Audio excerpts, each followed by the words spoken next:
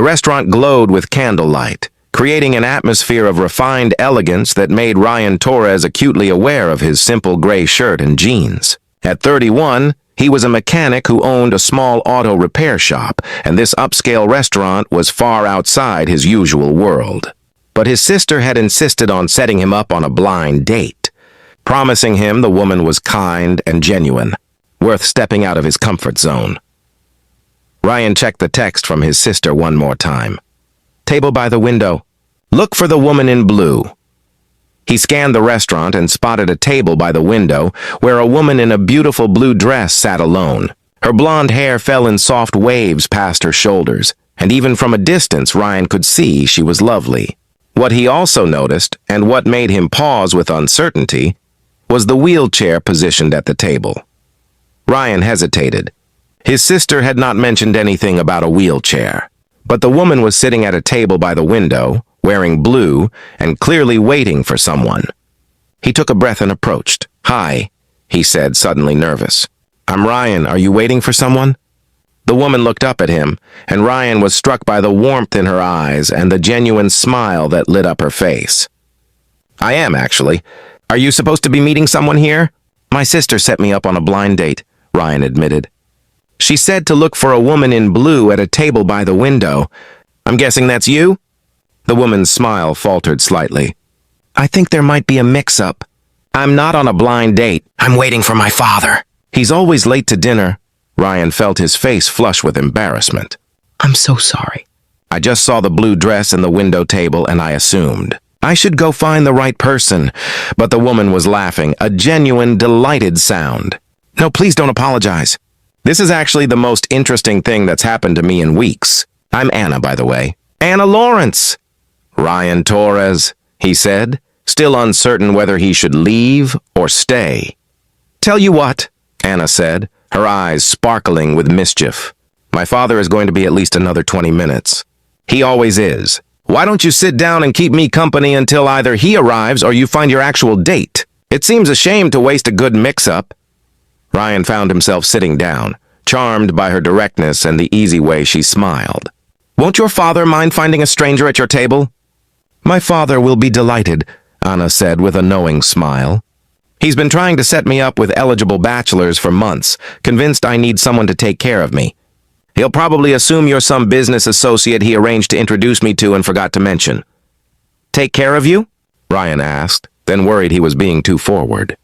"I'm sorry, I don't mean to pry." "It's okay," Anna said, gesturing to her wheelchair. "I was in a car accident 3 years ago. Spinal injury. My father has had a hard time accepting that I'm still the same person I was before, just with wheels now.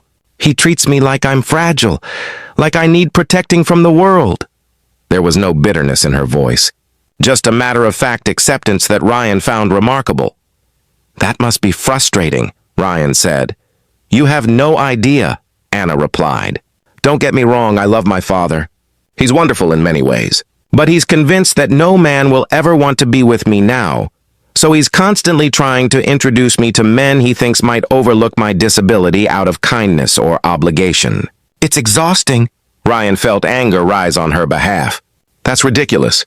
Anyone who thinks your wheelchair is all you are is an idiot who doesn't deserve your time." Anna blinked, surprise crossing her face. That's the first time anyone has said something like that without it sounding like pity or forced positivity. "It's just the truth," Ryan said simply. "I've known you for 5 minutes, and I can already tell the wheelchair is the least interesting thing about you." They talked easily, the conversation flowing naturally from topic to topic. Anna was witty and intelligent, asking Ryan about his work with genuine interest.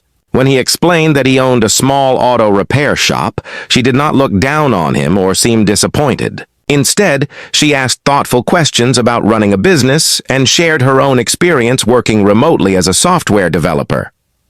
"I love coding," Anna said, her face animated. "There's something satisfying about solving problems, about creating something functional and elegant. My father thinks it's a hobby to keep me occupied. He doesn't understand that it's my career, that I'm actually quite good at it." "Why does he think it's just a hobby?" Ryan asked. "Because I work from home," Anna said. "Because I don't go into an office every day." He thinks real work happens in corporate buildings with dress codes and conference rooms. The fact that I make a good living doing what I love doesn't seem to register. Ryan was about to respond when a man in an expensive suit approached the table, his expression shifting from confusion to carefully maintained politeness. "Anna, darling," the man said, kissing his daughter's cheek. "I'm sorry I'm late." "And who is this?" "Dad, this is Ryan Torres," Anna said, and Ryan could hear the amusement in her voice. "He sat at our table by mistake, looking for a blind date. We've been having a lovely conversation while waiting for you." Anna's father, who Anna introduced as Robert Lawrence, looked Ryan up and down with barely concealed skepticism. "A blind date? And you work as?" "I own Torres Auto Repair," Ryan said, meeting Robert's gaze steadily. "I've been building the business for 6 years now." "How interesting," Robert said in a tone that suggested it was anything but. "Anna, your usual table is ready in the private dining room. Shall we?" "Actually, Dad, I was wondering if Ryan might join us for dinner," Anna said. "His date seems to have stood him up, and I've enjoyed his company." Ryan started to protest. "I couldn't intrude on your dinner." "You're not intruding if I'm inviting you," Anna said firmly. "Please, Ryan, unless you'd rather not." Ryan looked at this woman who had turned a case of mistaken identity into genuine connection, and he found he very much wanted to stay. "If your father doesn't mind, I'd be honored." Robert clearly did mind, but he was too polished to say so directly. Instead, he led them to a private dining room where he proceeded to interrogate Ryan with questions that were professionally phrased, but obviously designed to highlight the vast difference in their circumstances. Through it all, Anna kept catching Ryan's eye and rolling hers at her father's behavior. When Robert excused himself to take a phone call, Anna leaned forward. "I'm so sorry. He's being terrible. You can leave if you want." "I'll completely understand." "I'm not going anywhere," Ryan said. "Your father loves you and wants to protect you." "I get that, but he's wrong about one thing." "What's that?" Anna asked. "He thinks you need someone to take care of you," Ryan said. "But from everything you've told me tonight, you're one of the most capable people I've ever met. You don't need taking care of. You need someone who respects that and walks beside you, not someone who treats you like you're fragile." Anna's eyes filled with tears. "That's exactly what I've been trying to make him understand." When Robert returned, his attitude had not improved. But Ryan stayed through the entire meal, holding his own in conversation, asking Robert about his business with genuine interest, while also gently but firmly pushing back when Robert made assumptions about Anna's limitations.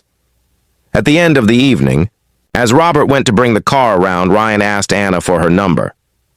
"I'd like to see you again," he said. "Not because I pity you, not because I want to take care of you, but because you're funny and smart, and I haven't enjoyed talking to someone this much in years. Would you be interested in that?" Anna smiled, and Ryan thought it was the most beautiful thing he had ever seen. "I'd be very interested in that. But I should warn you, my father is not going to make this easy." "I didn't expect easy," Ryan said. "I expected worthwhile. And you are definitely worthwhile." Over the following months, Ryan and Anna built a relationship that was equal parts romance and partnership. Ryan learned about accessibility, about the challenges Anna faced daily, and about how to be supportive without being overbearing. Anna learned to trust that Ryan saw her as a whole person, not a disability to be managed. Robert remained skeptical, convinced that Ryan was either after Anna's money or would eventually realize the relationship was too complicated and leave. But Ryan kept showing up, kept treating Anna with respect and genuine affection, kept proving that he was there not despite who Anna was, but because of it. The turning point came when Ryan's shop flooded during a storm. Anna showed up without being asked, coordinating the cleanup, using her coding skills to set up a temporary management system, working tirelessly from her wheelchair while directing others and solving problems with the same efficiency she brought to her software development. Robert, who had stopped by to check on his daughter, watched in amazement as Anna ran the operation with competence and authority that he had never seen before, or perhaps had never allowed himself to see. "She's incredible," Ryan said, standing beside Robert. "I know you think I'm not good enough for her, and you might be right. She's brilliant and capable and strong, but I love her, and I promise you I will spend every day trying to be worthy of her." Robert was quiet for a long moment. "I've been treating her like she's broken since the accident." "But she's not broken, is she?" "She never was," Ryan said gently. "She just moves through the world differently now. But she's the same brilliant, capable person she always was. You just have to be willing to see it." A year after Ryan sat at the wrong table, he proposed to Anna not in a fancy restaurant but in his auto shop, which he had decorated with candles and flowers. He got down on one knee, which put him at eye level with Anna in her wheelchair, and he said the words that made her cry. "You taught me that the best things in life happen when plans go wrong. I sat at the wrong table and found the right person. I love you not despite your wheelchair, but because you're you, wheels included. Will you marry me?" Anna said yes, and they were married 6 months later. Robert walked his daughter down the aisle, and in his toast at the reception, he thanked Ryan for teaching him to see his daughter clearly again, for reminding him that disability changes circumstance but not character, and that love sees the person, not the limitation. Sometimes the best things in life begin with mistakes and misunderstandings. And sometimes the wrong table turns out to be exactly where we needed to be all along. Meeting someone who sees us clearly and loves us completely for exactly who we are. If this story touched your heart, please like, share, and subscribe for more tales of unexpected meetings, seeing beyond limitations, and finding love that embraces the whole person.